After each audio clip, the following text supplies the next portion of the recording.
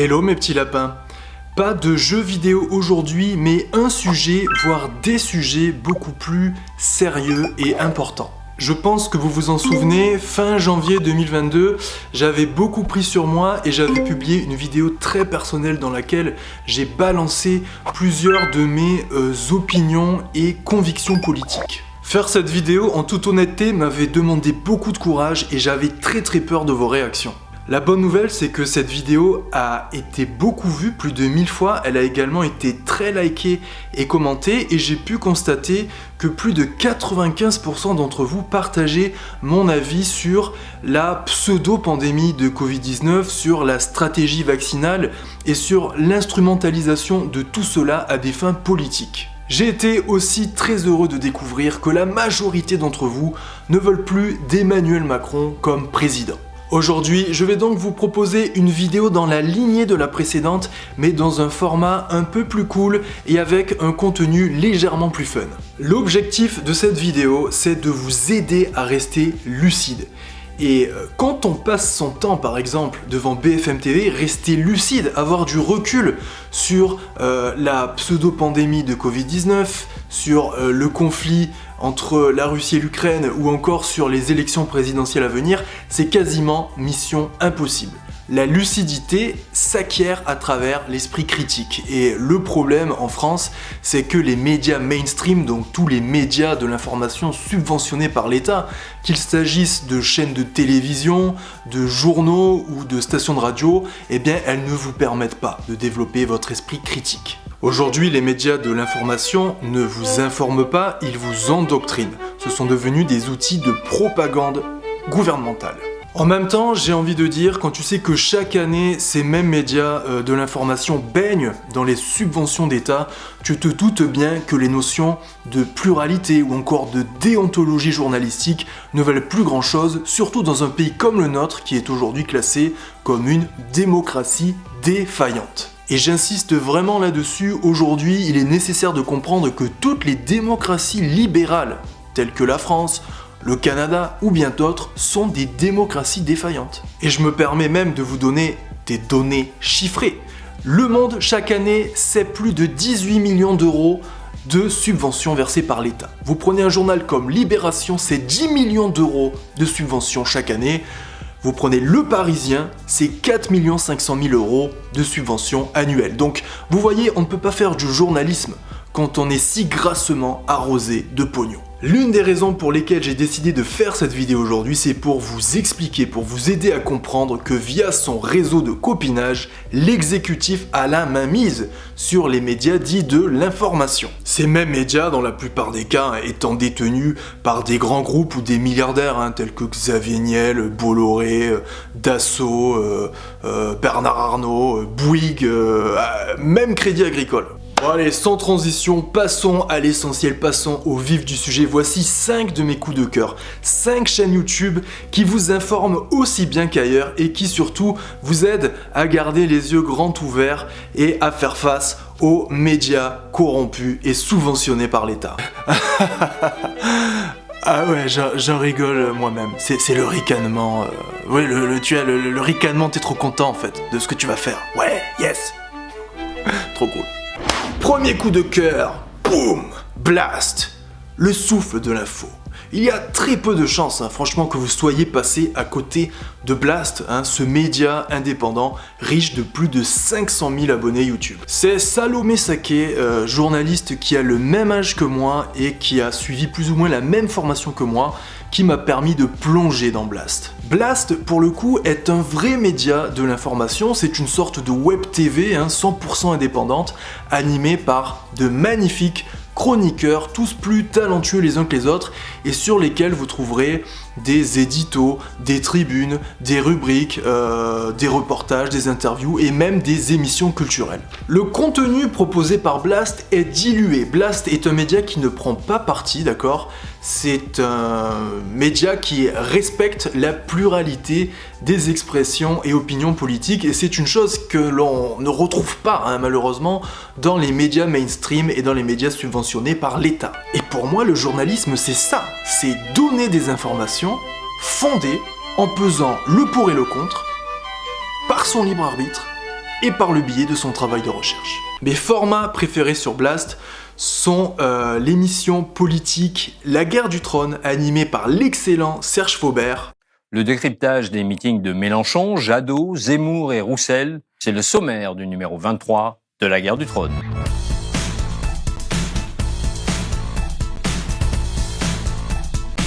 Ainsi que le journal à la con de Blast, qui est un journal télévisé parodique, ultra critique, et dans lequel on n'hésite pas à dire les choses telles qu'elles sont, avec beaucoup d'humour, mais aussi beaucoup de vérité.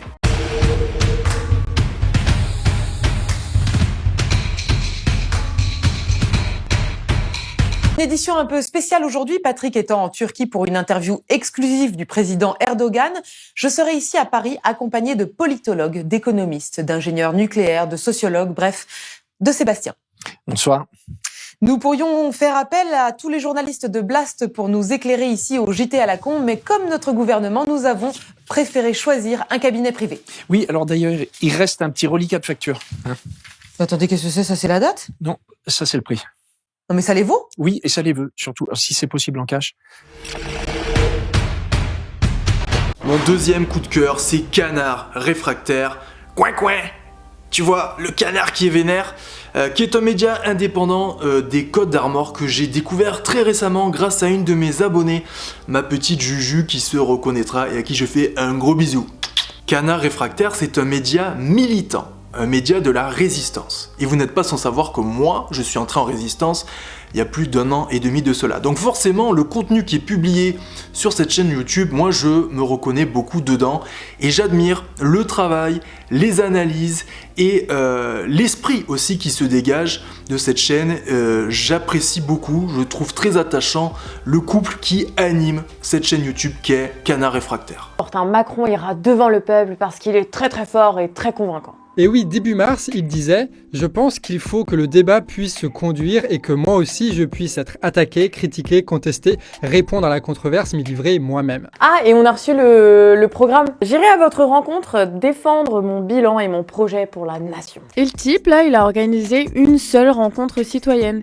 Tout avait été décidé à l'avance, les questions, les réponses. On a l'impression qu'on est en démocratie, mais tout est sous contrôle. Ce qui est difficile, c'est d'être en même temps président et candidat. Moi qui ai beaucoup défendu le en même temps, je constate que celui-là est compliqué. Tiens, c'est bizarre quand même un président à 30% dans les intentions de vote et qui veut pas défendre son bilan face aux autres. Un truc qui commence quand même, hein. Mais du coup, logiquement, vous allez me dire « Eh mais Eric, tu te fous de notre gueule, parce que ce média, c'est quand même un média assez anti-Macron, donc c'est pas un média qui pèse le pour et le contre. » Eh bien, je vais vous répondre une chose, très simple. On peut pardonner à un média d'être anti-Macron, du moment qu'il effectue un vrai travail de recherche et d'analyse. Troisième recommandation dans cette vidéo, c'est la chaîne Hugo Décrypte. Bon, pour le coup, j'imagine que je ne vous apprends rien du tout parce que ce jeune homme réunit plus d'1 million d'abonnés sur YouTube, c'est une star de la plateforme. Une question très sérieuse, vous trouvez pas que je suis plus musclé qu'avant? Non mais franchement, dites-le en commentaire. La raison pour laquelle je vous recommande Hugo, c'est tout simplement parce qu'il rend accessible la politique. C'est pas quelque chose qui est donné à tout le monde. Moi, je consomme beaucoup ces vidéos, voilà, sur la thématique des élections présidentielles. Si vous ne savez pas pour qui voter le dimanche 10 avril, sachez que vous trouverez des éléments de réponse sur la chaîne Hugo Décrypte. En effet, en plus d'expliquer les 10 mesures phares de chaque candidat à la présidentielle en moins de 10 minutes, Hugo s'est lancé le défi d'interviewer chaque personnalité politique dans le cadre d'interviews face cachée. Ces interviews sont proposées dans un format très original, très professionnel mais aussi très ludique. Du coup, c'est beaucoup plus agréable d'écouter les différents candidats à la présidentielle lorsqu'ils s'expriment et surtout on se rend compte qu'ils se dévoilent au naturel. Ces interviews, d'une certaine façon, dévoilent le côté humain des candidats et du coup, on en vient même à les trouver sympathiques. Question suivante, je relance la roue et je vous laisse l'arrêter quand vous le souhaitez. Ah, la pendule. C'est un chronomètre. Ça pourrait être une pendule aussi, mais en l'occurrence c'est un chronomètre, et derrière cet emoji chronomètre, je vais en fait vous poser une série de questions. L'idée étant de répondre par oui ou par non à un maximum de ces questions. On va commencer sans plus tarder avec la première question. Est-ce que vous êtes prêts? Oui. Faut-il rétablir un impôt sur les très grandes fortunes? Oui. Faut-il sortir de l'Union européenne? Ni oui ni non, il faut changer l'Union européenne. Les enfants doivent-ils être vaccinés contre le Covid-19? Non. Faut-il diminuer le nombre de parlementaires? Oui. Les musées doivent-ils être gratuits? Oui. Le dimanche. Le dimanche. Faut-il abandonner le nucléaire? Non. Faut-il rendre gratuit le permis de conduire? Oui. Faut-il utiliser l'écriture inclusive? Non. Faut-il rétablir l'uniforme à l'école? Non. Faut-il légaliser le cannabis? Non. Est-ce utile d'aller sur Mars? Oui. Vous avez perdu du temps là. Pour finir, Hugo Décrypte donne un vrai temps de parole aux petits candidats entre guillemets, et ça je trouve ça vraiment cool car c'est nécessaire dans un réel débat démocratique. Quatrième coup de cœur, Draw My Economy, qui est une chaîne YouTube de vulgarisation économique et dont les spécialités initiales sont la finance et le business. Toutefois, la personne qui possède cette chaîne YouTube est une personne, tout comme moi, très engagée, et elle a décidé de se saisir de la manipulation Covid-19 pour faire de la contre-propagande et pour informer les gens. Draw My Economy, pour le coup, c'est une chaîne militante, mais qui ne s'exprime pas véritablement politiquement. C'est pas une chaîne qui va déverser une haine incommensurable. Les messages qui sont véhiculés sont très subtils et sont toujours tournés vers l'humour. Sur la forme, Draw My Economy est probablement l'une des chaînes que je vous présente parmi les plus originales. En fait, le créateur de cette chaîne YouTube réalise des dessins animés qui racontent une histoire tirée de l'actualité. Franchement, c'est super bien fait, en fait c'est excellent quoi. Et moi, honnêtement, je suis vraiment très fan de la forme. Et ça commence à peser très lourd sur le budget de leur ménage. Surtout, dit Gilles, que si en plus il y a des pénuries, mais là l'arrête encore, non, il n'y aura pas de pénurie, je l'ai entendu à la télé. Gilles, philosophe, préfère attendre que son frère arrive pour déjeuner. Il a compris depuis longtemps qu'il ne fallait pas contredire une femme, il valait mieux attendre qu'elle change d'avis. Samson, le frère de Gilles, arrive et du coup, Samson, Gilles et Lafroy passent à table. Il commence à déjeuner et là parle à Samson de l'augmentation des prix.